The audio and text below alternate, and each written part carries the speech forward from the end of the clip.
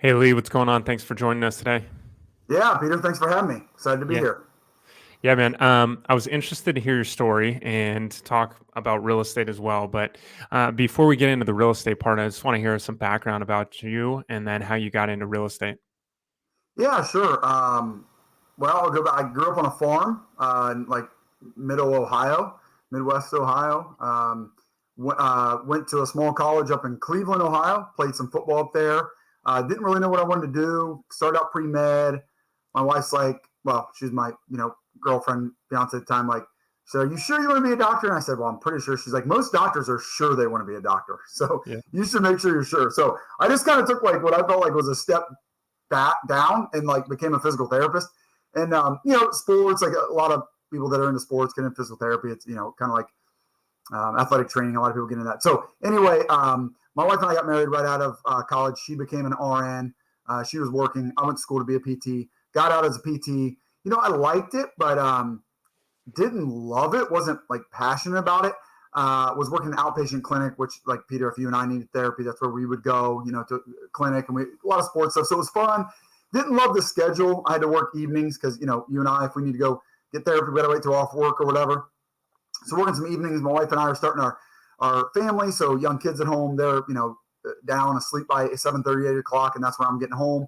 So I tried out home health, physical therapy, which the schedule there is great. My patients just come to my phone, kind of schedule whatever works for me and them. And so that was an awesome schedule, but really boring to me. Great job for some people. My wife was like, this is amazing. Just do this for the rest of your life. And I'm like, no, like a year in, I'm just like, I can't do this. The company I was with kind of didn't do that much research on them, but I was a contract therapist for them. They were actually a staffing company. So they asked me to come in as a clinical director. I jumped at that opportunity. Was kind of just climbing the corporate ladder then. So doing no physical therapy. So I'm 3 years out on getting a 7-year they make us get our doctorate in physical therapy now. So I was, at a 7-year degree, and I'm like, yeah, I hope I'll be fine not doing that again. Just kind of climbing the corporate ladder, doing more like director of operations stuff, really loving that.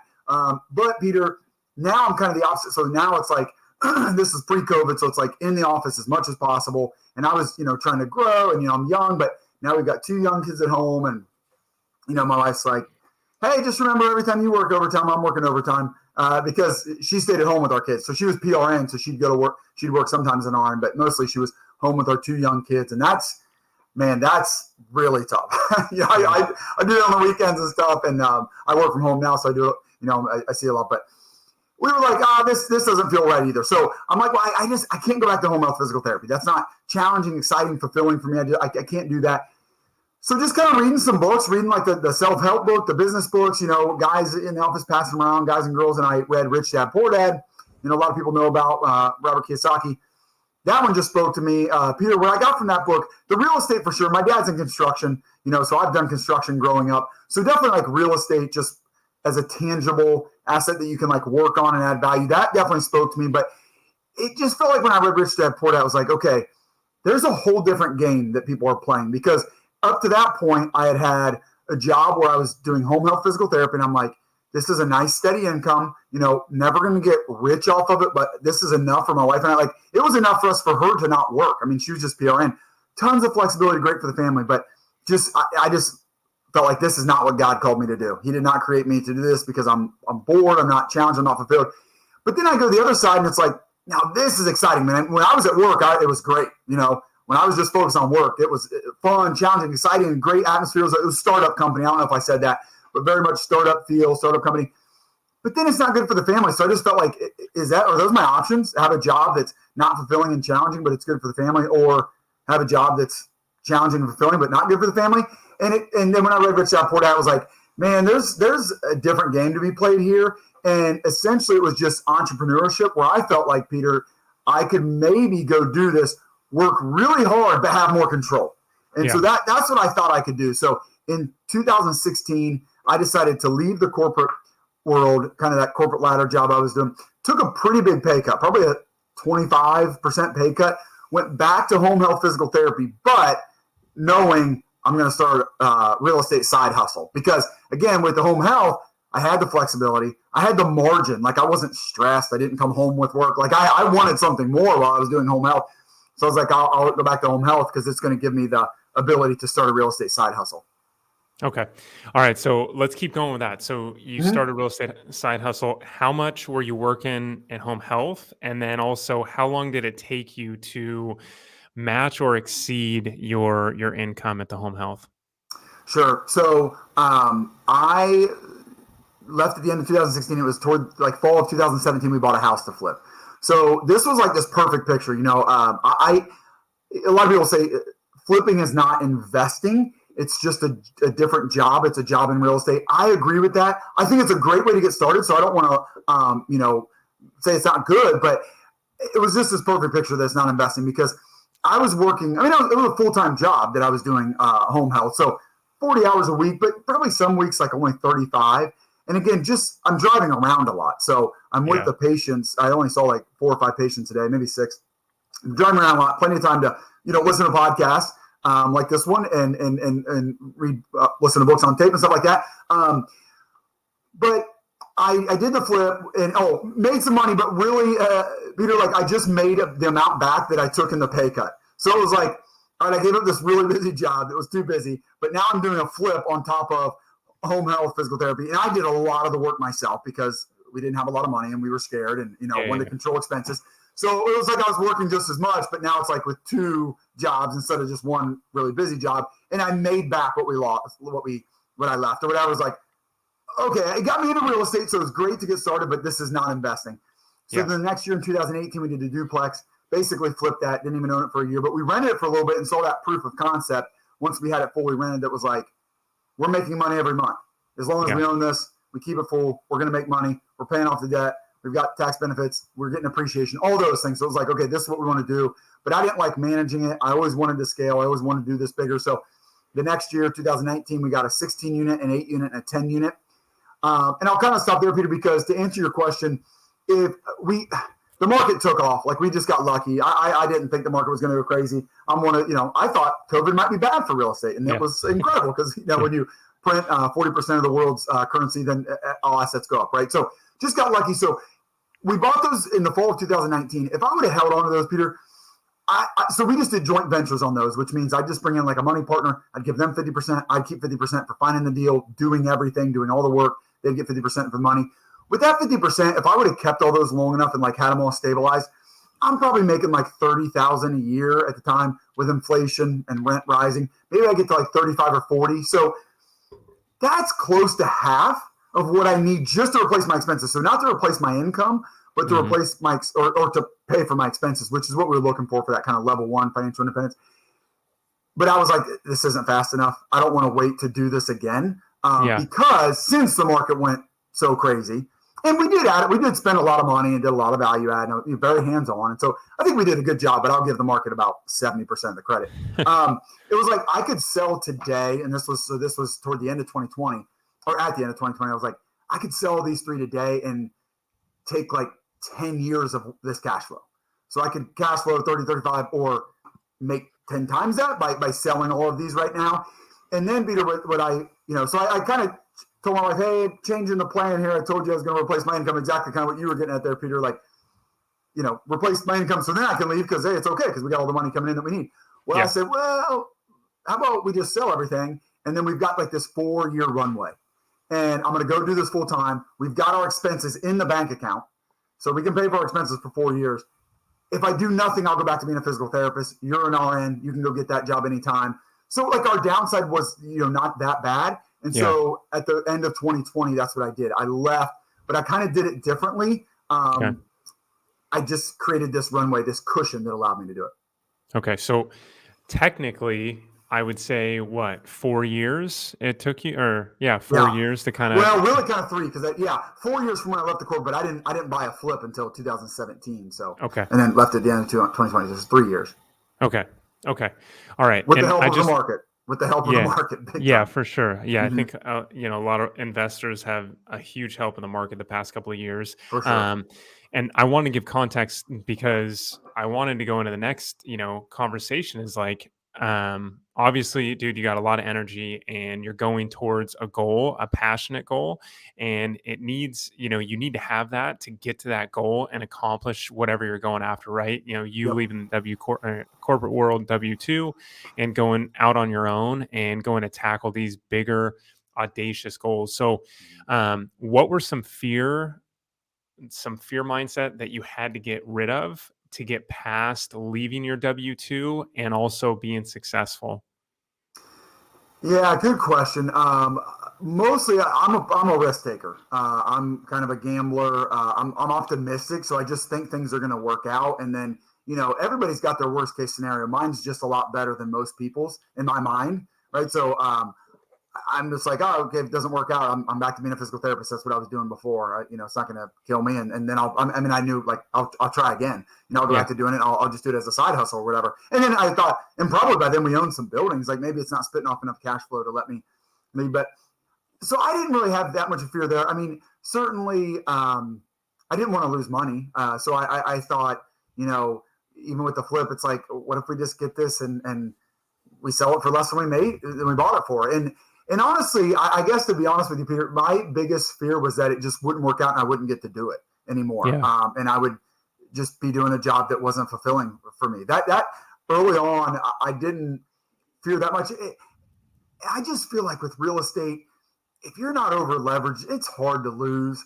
And we're finding out people, today are losing their property. Like you can lose that for sure. You can lose, Yeah. but if you don't over leverage, if you don't, buy really poorly and have adjustable rate mortgages, and the Fed goes on the most aggressive, rate hiking cycle, percentage wise of all time. Like there's a lot of things that have to happen for you to lose it. So I just didn't feel like I didn't really have a fear around losing our house, because we have to foot the bill for this. Honestly, for me, the fear was just, it wouldn't work out, especially once I got into it. Once I got into it, I'm like, I love this. This is what I want to do. And my fear was just not being able to do it. And funny enough, I mean, my wife had a lot of fear around. I mean, she did think like, yeah, we might end up on the streets, and we wouldn't, but we'd have to move in with our parents, which maybe that's worse. No. But no, it wouldn't be. But she really feared that too. Like she's always said, like I know this is what God created you to do. Like I see you light up about it. I know you. Like my biggest fear is that you'll have to go back to being a physical therapist. So I want this to work out. And so we were kind of on the same page there, but she definitely is more risk adverse. But yeah, I don't know. I think the second part of your question, Peter, was maybe more about like, what are some other hurdles we had to climb then to have success? Yeah, for sure. Because I mean, as people, listen to this and they take you for face value and say like, okay, well, I want to leave too, right? I want to leave my Sure. corporate job. I'm Yeah. scared to do it, especially with as we get into higher interest rates. If you go into multifamily syndication, it's not a good route right now unless you're very, very seasoned. Yeah. Right. There's a lot of fears, right, that a lot of people have. Doesn't matter if it's in real estate. Let's say they want to go start, go be a painter or something like that. So those types of fears set in, and it may be small or it may be large, but they also want to know that there's success on the other side. So how did you continue to outside of the fears, because you already addressed that, but outside of that, how were you able to put something at the end of the train to say, or end of the tunnel to say like, hey, I'm going to see light eventually? Yeah.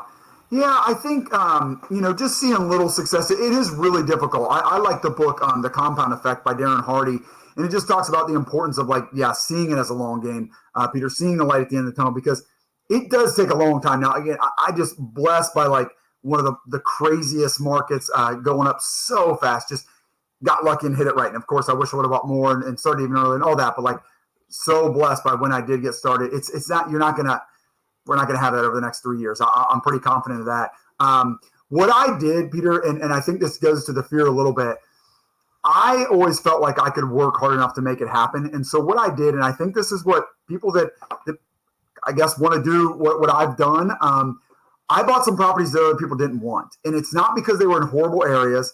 It's not because they were, falling down, but it is because they were kind of weird, maybe a little bit further out, like out of the city. Yeah. So when I see people get in, I mean, I talk to a lot of people, trying to get into it and, might call me or something. And I like talking to them and helping them out. And a lot of times it's like, well, I see what these people are doing. I see these groups and these guys and these podcasts, and they're buying these buildings, and that's what I want to buy. And Yeah. I would just say, and I think you said it right, Peter. Okay, that's what. But like, if you're not a seasoned syndicate, I don't know why would you think you're going to compete with them? Yeah. How can you do? You can't. So I felt like early on, I think I hit this right where I was like, there's no way. Why would a broker sell to me? Why would you do that? So I am going to have to buy the deals that nobody wants. So I went to LoopNet. I heard LoopNet is where deals go to die. And I said, well, that's probably where I'm going to find a deal for me then. Like, that's where I'm going to find my first deal, because if that's where the deals are that the other guys that are better than me, because they've been doing it longer than me, and the girls that have been really successful, like, they don't want these deals. Okay, then those are probably the deals I'm going to get. And that's how I got my first deal. A 16 unit. It was a school building. Okay. It kind of outside of the Cincinnati Dayton area, like out in a cornfield, out in a tiny little town. But I got it at a price where, like, nothing's can't miss, but it was like, better than 1% deal, which, a lot of people, and I just, but it's because not many really wanted it. It's that size that's kind of like too big for a lot of people, but too small for the guys and girls that do it at a high level. It was a little bit too far outside. It was a school building, so some of the banks didn't even want it, and it was run down. I mean, a resident was managing it. The guys, a couple older owners. So that's one thing that I would say. I didn't have fear around that. Another thing that helped me get over that, Peter, is I did have a mentor. I joined the Cincinnati RIA, the Real Estate Investment Association. Every city should have one. Ours is pretty good. It had an apartment focus group. The guy running that was kind of just talking to us about multifamily, teaching us, honestly, he was pretty new in his journey, but he had done some of the coaching programs and learned to underwrite, and he was teaching us to underwrite. So I'm underwriting, and I underwrite this 16 unit, and I say, hey, Mark, what do you think of this? He's like, yeah, I think it's pretty good. I'm like, I'm going to offer this. Yep, offer that. I ended up giving him 10% of the deal. That gave me a lot of confidence that he was coming in on it with me. I mean, he put up nothing. I just said, Mark, I'm going to give you 10%. You've helped me out a lot. I want you to keep helping me out. And so that was helpful. So I think if there's a secret, or what I would try to pass on, is you're going to have to buy deals that nobody else wants. Maybe or maybe partner, but I think that's one way to get in. And I would do it locally, so you can be hands-on and use some sweat equity. And then partnering and networking is really important. And to me, buying a 16 unit at that point just felt like climbing Mount Everest. But when I partnered with Mark, who had, again, he hadn't done that much, but he had bought a 40 unit, he had bought a 25 unit. So a 16 unit was like, that's not a big deal. I've done twice that and 3 times that. So I'll help you with that. It's not a big deal. I done to him. Then I handed it off to a property management company that was managing 1,000 units. So how do you think they thought about 16? It was like, it's no big deal. I'm like, well, what do we do the day we take over? Oh, we'll just go out and hand everybody a note that explains who we are, and then we'll meet them and we'll call them and we'll get them, oh, okay. And you guys handle all that? Yep. All right. And so partnering is a huge part of it, getting mentors and partners. Yeah, I agree. I mean, the mentorship doesn't matter if they're like, you're paying them right. and they I have wasn't really even good paying my guy. experience, or you actually have a person that is going to walk you through things just out of the kindness of their heart, because they want to give back, because they were, mentored when they were younger. Right. I really harp on that, because that is one of the biggest things that have, put people in places like you and other people For where sure. they're successful, because they're able to key into things or ask for help and give them the confidence, like they gave you, that partner gave you the confidence that was a mentor on this deal. And then you Right. can go do the next deal. So Yep. those things are the ones that really leapfrog someone when they're in their journey, versus them sitting idle for a couple years, then maybe doing 1 or 2 deals like the next Yeah. 5 years. And then, they look back and they say, well, I should have bought 10 or 15 Oh, yeah. extra units, Yep. 100%. Yeah. That So, was my story for sure. so yeah. And for you, looking for mentors, I know you're talking about RIAs. We have one locally here, but if you're looking for mentors, do you have kind of like an avatar that you're looking for, that you would suggest to people that are looking around for someone that can help them out? Yeah, I think Mark for me was a guy that wasn't too much further along than I was. And he was definitely, I think he saw mentoring people as an opportunity to get into other deals, have other people looking for deals and find them and maybe bring him in. I mean, he never asked for anything, but he helped me out so much. I'm like, I owe this to you, and I want you in on this. So somebody like that, I think would maybe be an avatar, someone that again, doing a 16 unit is not going to be a big deal to them because they've done that and more, but yet they're not so far along that they've got so many deals or they're doing so much that they wouldn't have time to to make sense for them, because it needs to make sense for them probably if you're not going to pay them, Yeah. And so it made sense for Mark because, he got in a mind deal. I know of a couple others kind of did the same thing. So it made sense for him. So yeah, I think if you're not going to pay for somebody and you want to meet somebody local, which that's helpful. I mean, Mark came and did the inspection with me because we're both local. So that's one way to do it, is to find people that you could incentivize with saying like, well, I'll give you a piece of this deal, and Mark told me, he's like, Lee, you're not going to need me on the next one. And, the next one was an 8 unit. So again, kind of back to that rule, like, well, I just did a 16. I can do half that. So I did the 18, used all the same paperwork and all the same strategies and all the, same tools that Mark gave me for the 16 unit, and took down the 8 unit, and I'm, on my way. I've done a mastermind. I've thought about joining the coaching programs. Honestly, Peter, I'm not against them at all. If I would not have met Mark, if I would not have had him, I would have joined one for sure. Because then those people are incentivized to help you out because you're paying them. And everybody works off incentives, everybody listening to the show does. So I think there's got to be an incentive there for them to partner with you, or you're paying them. So those are the two ways I'd look for one. And I would just say with the coaching programs, find some people that have had a good experience, that have had a good experience for like a year plus. And if they have, and you're similar to them, then you'll probably, have the same experience. Yeah, I always like the mentors too that are either doing it or have just done it, fairly recent. Yeah. That's one big thing. Even if Yep. it's a coach, you Yes. sometimes you'll have coaches that have never done it, but they sell you on the product of coaching.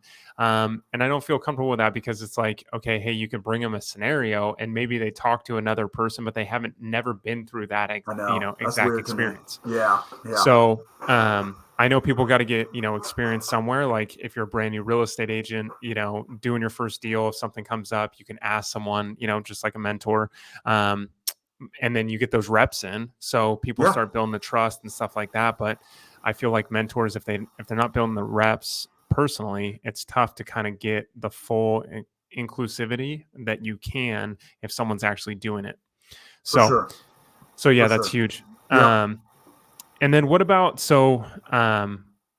for you, now the market's changed a little bit. What have you done to navigate the changing market, and what are you going to do here in the future, the next 2-3 years? Yeah. I mean, we finally just closed on something, but we went a year without getting anything. We got 3 apartments, bigger apartment buildings in 2021. We got 1 in 2022. Closed on that one in May of 2022.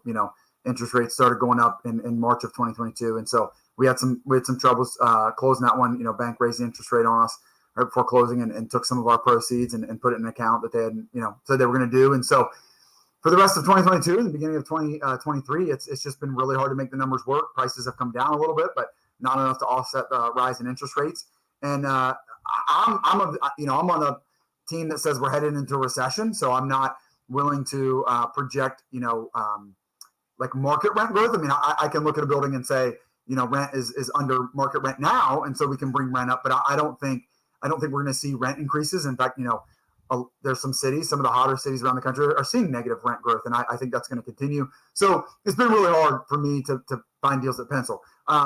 We did just close on a couple, and what made those work is just owners that have owned 8 and one owned 8, one owned 13 years, and they're older guys, the ones in Florida a lot of the time. These deals are up here in Cincinnati, Dayton, Ohio, and they just haven't raised rent. So rent on these 2-bed, 1.5-bath townhomes is like $650.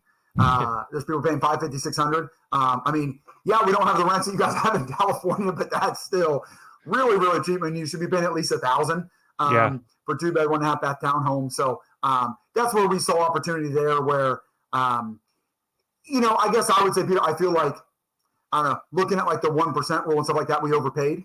But there's so much growth. Like, and probably you look at actual cash flow again, because these guys are not optimizing anything, as you can tell by the range. We might have bought it at a 5.5 cap, and with interest rates at 6.5, it's like that's negative leverage right away. That seems stupid, and a lot of times it is. But where I'm comfortable with it is like there's so much rent growth there. I mean, there's 300 to 350 in rent growth per unit.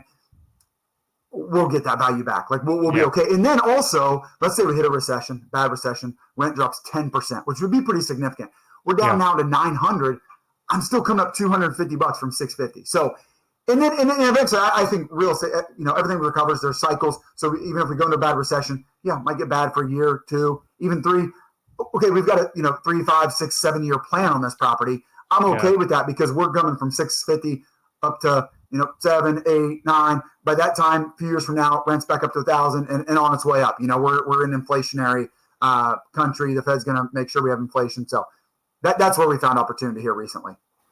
Yeah, for sure. And I think I've actually heard a couple of podcasts too with some people that are in, tech and stuff like that. And I think we're kind of already in that recession, just in the sense that you've seen a lot more crunch lately. Granted, there's other industries that are getting hit a lot harder than others, right?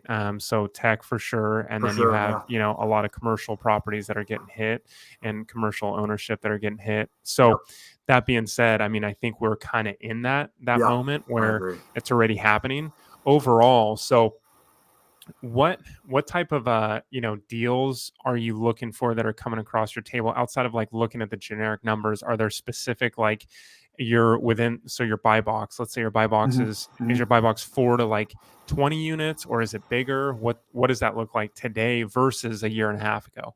Yeah, today I want to do like at least 40 units. So Okay. I didn't after I sold all 3 of those and left in 2021, we did a 45 unit, but it was kind of a nice stepping stone because that 45 unit was actually 2 8 units and a 29. So I had done 8, 10, and 16, which was 34 units, and then I only got 45, but it was really just 2 8 units and a 29. So that was the next one. And then we got 47 units in one building, and then we did a 96 unit, and then last year we did a 95 unit.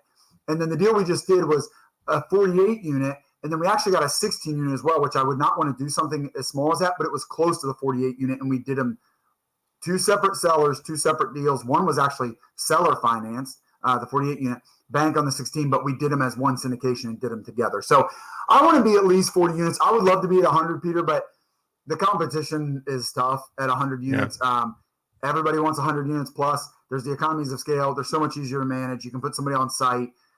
Even the 95 and 96, I mean, they run a little heavy because our girls on site could manage 125 or even up to 150.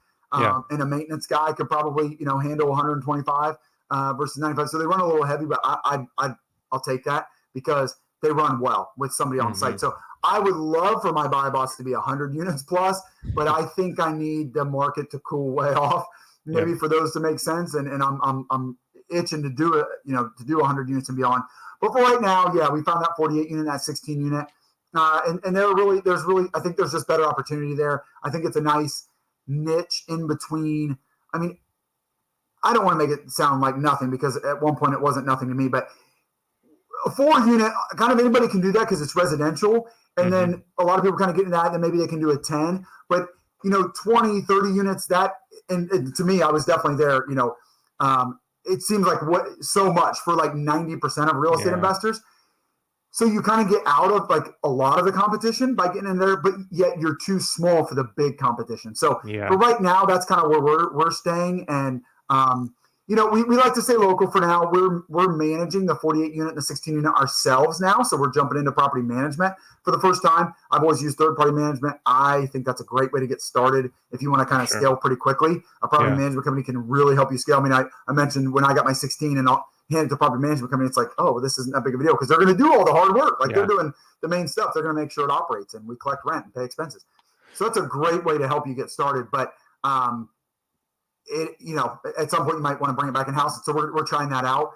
So we're going to focus on that. I think we are selling a couple right now. We're selling our first couple syndications, a couple 1031 buyers, really good offers on those. So I think I'm hoping what the next 6 months looks like is kind of reshuffling our portfolio a little bit. We're selling 2, we're buying 1. Maybe we bring management in house on the other 2 that we're keeping. So we'll have 255 units. Just a little bit down from 283 since we're selling 2 and buying 1, and we're managing them ourselves. So maybe we kind of get that going and really focus internally, which is what I've done over the past year when we weren't doing transactions, but do it again a little bit more on the property management side. And then maybe we're ready for the opportunity that's coming this fall and winter if we do head into a downturn. Yeah, I mean, I think too, real estate's kind of going back to this seasonal real Yeah, estate yeah, before like 2.5 years, 3 years of just like doesn't matter if it's right. winter, Oh my fall, goodness, hot all the time. yeah, hot Yes, all the time. So I think that we're going back into, and especially, as you good see it, point. like you just talked about it, you have you have a lot more buyers that are being particular because of the interest rates. So like Hmm. Hmm. they would have just put an offer on anything, a Yep. year and a half ago, 2 years ago, and now it's they'll put an offer on something if it makes sense, and then also if it's a good part of maybe if it's off like a good street and there's good schools and there's lower crime, those types of things really come into play a lot more than before. It was like, hey, let's just slam an offer in the door and Yeah, try to get our I foot agree. in, and now it's like it's picked up, right? So it's going back to that seasonalness, but they're still very methodical when it comes to what they're submitting for and what they're not going to submit for. Yeah, for a while, I think everybody, Peter, just felt like they couldn't lose. And now we've Yes. seen some people lose. And I still don't think there's that much fear. I think there's more coming. I think we'll get to a point where there's even more fear, and then it's a better buying opportunity. Right when there's fear in the streets, blood in the streets, like that. That's when you buy.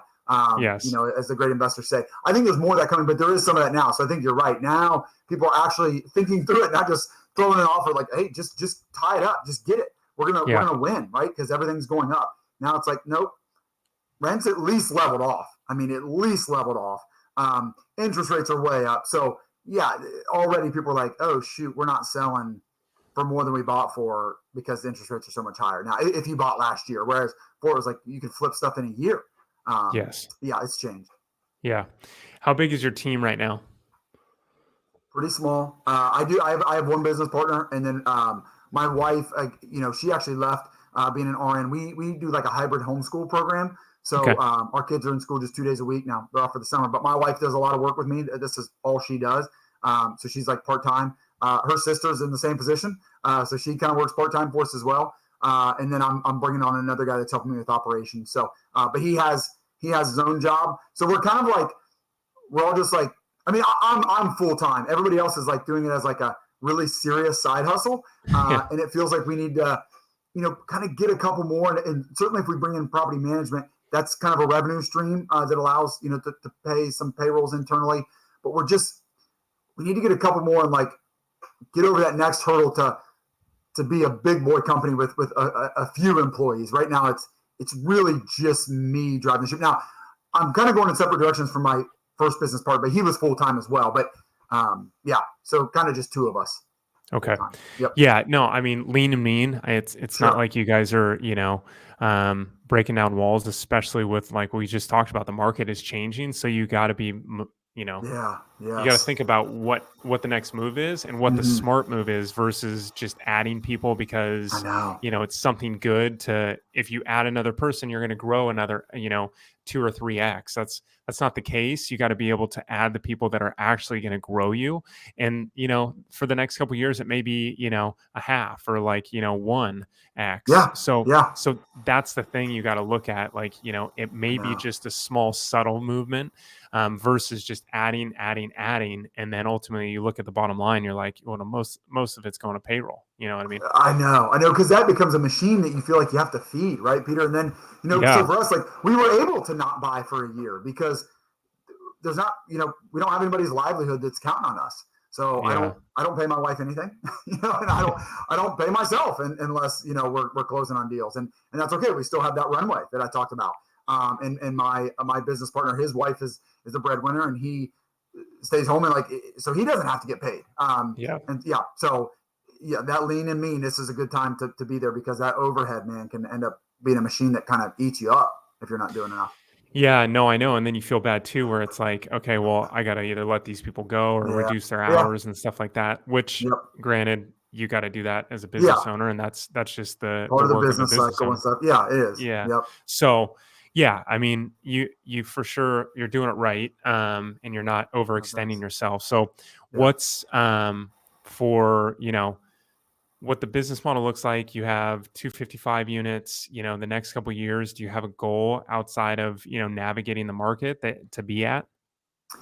Yeah, I think what's going to hold it depends how much capital we can raise. So we're selling a couple and returning some capital to our investors. I've always just raised it all myself. We have a good group of investors, but yeah, if there's opportunities out there, I would love to start taking down 150 units at a time, and do 2 or 3 a year, and add a few hundred units each year, and yeah, scale to thousands of units. I mean, I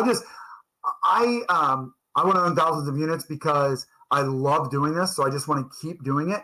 It's really fun doing it with other people, not only like our investors, which is really fun, having other people make money off of our investments, but like even internal team members. I enjoy doing it with my wife. I would love to just pay her someday. Yeah. My business partner, and then the friends coming on, it's going to be a new business partner. I love doing it with those guys. So yeah, I would love to scale like that. I think, we do want to be, we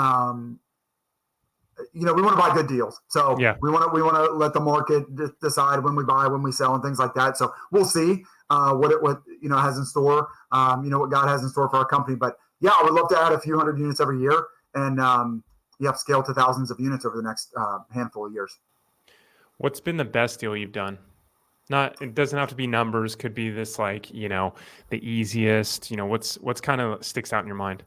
This first couple of joint ventures were just really good. Like the one was a school. It was fun. What was neat about that one is my wife, I mentioned, she's very risk adverse. She gets that by nature because she was just created like that, but also nurture. Her parents, no risk. So the house is paid off. I don't want to give away, like, lots of money in the bank, just sitting there, earning nothing, especially, back then. And so that's what my wife's coming from. And so she was always like, my parents must think we're crazy. They were our first investors. So Okay. they were our only investors. They did the joint venture with us on our 16 unit. So yes, we had done a flip in a little duplex, Yeah. but this 16 unit was like, I mean, Peter, you would not have invested with me on this. You should not have. This is like somebody's, just taking a chance on us. It was my wife's parents, which just blew her mind and gave her a lot of confidence that, like, okay, maybe somebody sees something and Lee that I don't, because I think he's crazy, for doing this. And yeah, again, because of the market. Now, we did put a lot of time in that, and they came out with us, and they were, just active here and there on it. But we put a lot into that. We were really hands-on. And so when we sold that in just over a year, my in-laws made like a 70% return on their money. So they were, floored by that. And it was just really cool for me. And that's kind of what got me moving, Peter, toward like syndication, where I'm like, I want to do this with even more people, and I want to do it on bigger deals and bring in more investors because I want more people to experience this. And I told them, you guys, you'll never get a return like this again. Don't ever expect this again. Just the market going crazy and the Fed going crazy, government going crazy, all that. But that was a really fun one. It wasn't easy, but I mean, we did it in just over a year. So I can't complain about, how long we had to work on it, and getting to see our investor and let alone our in-laws make that return. That was really fun. Yeah. What about your worst?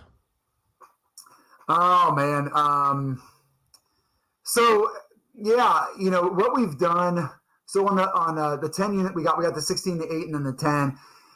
The 10 just had a lot of deferred maintenance that I wasn't quite prepared for. We knew we were going to put a lot into it. And then, so we were spending more than we thought. And then our property manager could not get units filled. So we sat with 4 vacant units, which that's 40% vacancy, right? Yeah. On quick math on a 10 unit, not good. So we went, again, the market just totally bailed us out. Now, we would have gotten to a good spot. We got it filled up, like right before we sold it.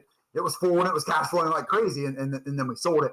So we would have been fine even if we didn't sell it. But for like an entire year, we just made nothing. I mean, and it was a joint venture, so it wasn't like I had a preferred return to my investors like we do now and stuff like that. And they were fine with it and all that, but it was just really tough. And what got me was the deferred maintenance because I underestimated what people would live with. So when we got the property, you assume the people that stay, what I assumed is that the people that stay, I'm not really going to spend anything on their units. I'm going to spend money on the units where people leave or where they're vacant. Those are the units I'm going to put $10,000, $12,000, $15,000 into them. Yeah. Well, we go in and people are like, well, I don't have running water in my bathroom. I'm like, what do you mean?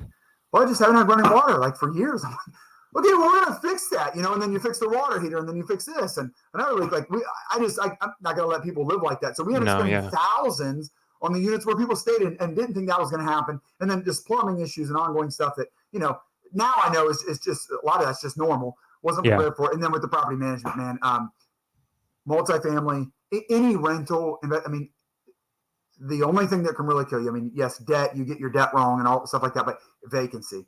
If Yeah. you can't keep your units occupied, you can't make money. I mean, it's like running a store and nobody's coming in and buying anything, right? Yeah. So that hurt us. So that was the toughest deal. Now, again, we got it to a good point a year later, and we would have been cash flowing, and then the market made us, look smart because we sold for much more than we bought for. But it was still really hard. And what I learned there, Peter, that I would pass along to your listeners is reserves. Yes. You got to have a lot of reserves, because eventually I end up, and I was in a position to do it, and I was fine. But like, I started putting more money into the property because it needed more money, and you don't want to do that when you're bringing in other people's money. It doesn't give them a real sense of confidence.